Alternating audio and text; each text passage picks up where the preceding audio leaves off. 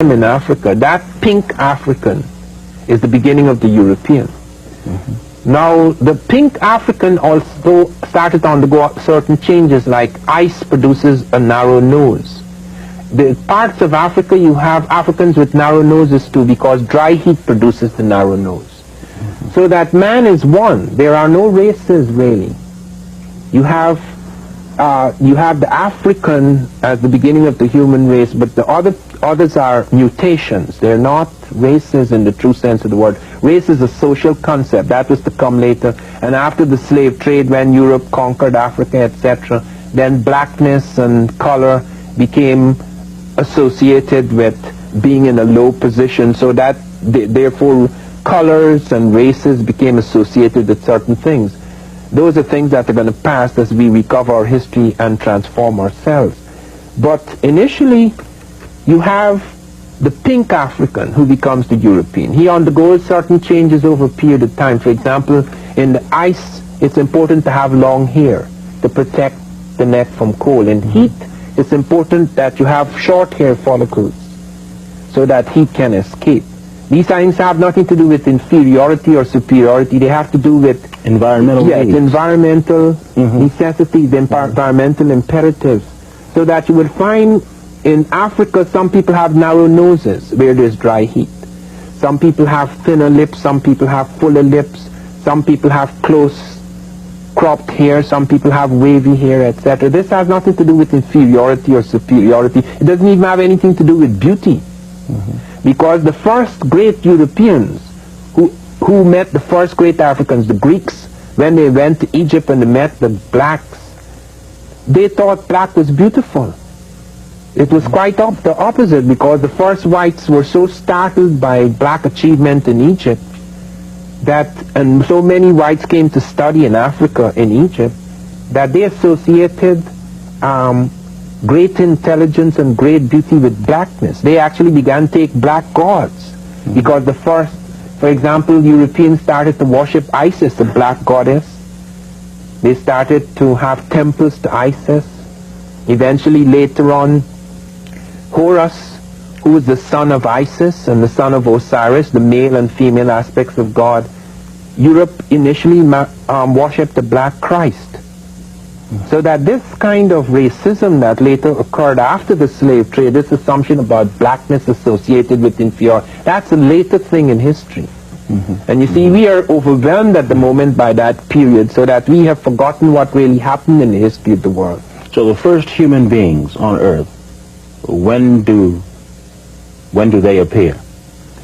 They appear, we have found a man just last year. We found an African taking a walk with his child 4 million years ago. Okay, now we found this complete skull. We found the whole skull. There's absolutely no question. He is not as developed as we are today. Okay, that would be hominid. Yes, he is the first hominid. But modern man with our brain, occurs about 140 to 150,000 years ago in Africa. We have been able to trace it. We have traced it through the blood that the mother of mankind, and this is not Lucy, because we found a creature we call Lucy 3.5 million years ago, an African too. But the first mother of mankind, a black woman, is about 140,000 years old. We've been able to trace it through the genetic structure. We've been able to establish clearly that the first human, true modern human with our brain case, etc., is an African woman about 140,000 years old. She has all the genetics, all the genes rather, of the human race. Then you have the African fanning out. African goes up into Europe. The transformation occurs about pink skin, and then the ice would produce the long hair, the retention of long hair or the long hair follicles, etc. Some people in the ice remained black. For example, the Eskimos, many of the Eskimos remained black because they had another way of dealing with the problem. Instead of having pink skin where melanin is not active, enabling the sun rays to come through, the tangential sun to come through and vitalize the body, the Eskimos had fish oils. They had seals and things like that. So it was necessary for skin change. What is the fish oil? What does it have to do with anything? The what? The fish oil. How Okay, does affect that anything? would provide the vitamin D that was necessary to vitalize the bones. Oh, okay. You see, that vitamin D was coming from the sun. Therefore, if you have very black skin, and that in that ice age, it's easy in temperate zones. Anybody could exist in this zone. We're not talking about temperate zones. We're talking about real ice. There were parts of Europe where ice was half a mile thick.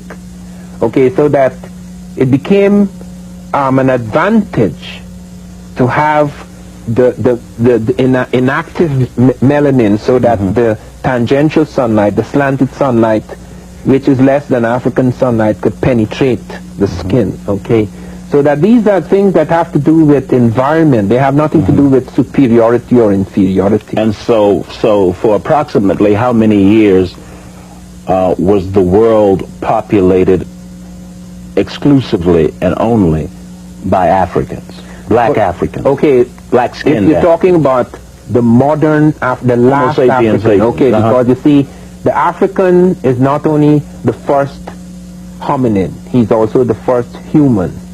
Okay, the hominid is not completely human like us, but then comes the first human without brain case. That's also African. And this begins to change about 55,000 years ago in Europe, where you get Africoid types becoming Caucasoid types, where you have what is called as Cro-Magnon man. This is the what we crudely call today white man, as against what we crudely call today black man. Okay, they're really just human beings. Okay, but they undergo superficial changes, skin changes, etc. And later on, you would have other changes like the narrow nose in ice versus the broader nose in heat. But you'd have the narrow nose also in dry heat. So that you would have superficial changes in the face of man, related nothing to his intelligence, his brain or anything, related to the environment, the amount of sun, the kind of foods you eat in particular environments, the kind of qualities of heat, qualities of cold, etc. So this first baby, put it on that level, this first child probably would have had kinky hair. Oh, yes. Yeah. Yes. Because that was necessary. Okay, in the climate in which it evolved, that was necessary. Curled or kinky hair, that would be necessary. Okay, and black skin would also be necessary. Because the albino, as I say, like not the stabilized pink, which came later, but the albino in my country dies by the time you're 30, because the sun would ravage you. Okay. Just briefly, if you would, just explain what melanin does. If you okay, melanin is protects the body in a certain way. It's the pigment that gives us our color. Yes. It's the pigment that gives you black or brown color, but it also protects you to some extent from the sun's rays. Okay, like for example, in parts of South Africa, in parts of Australia, etc., we find lots of pink people have cancer. Skin cancer. Okay, so that if you were living in a tropical climate, especially if it's an extreme tropical climate, it is very advantageous to have black or dark brown skin. Okay. What we have also found is that we have misunderstandings about body shapes and face shapes, etc. The African has 6 faces. They don't all look alike. They may all be black or brown, but they have all sorts of faces. Like, for example, you have the Somali. People thought that these were mixed people. These are pure-blooded Africans, no mixture. They're in a different zone. They thought they were mixed because they may have a narrow nose, for example. Many Africans have narrow noses because they're in dry heat.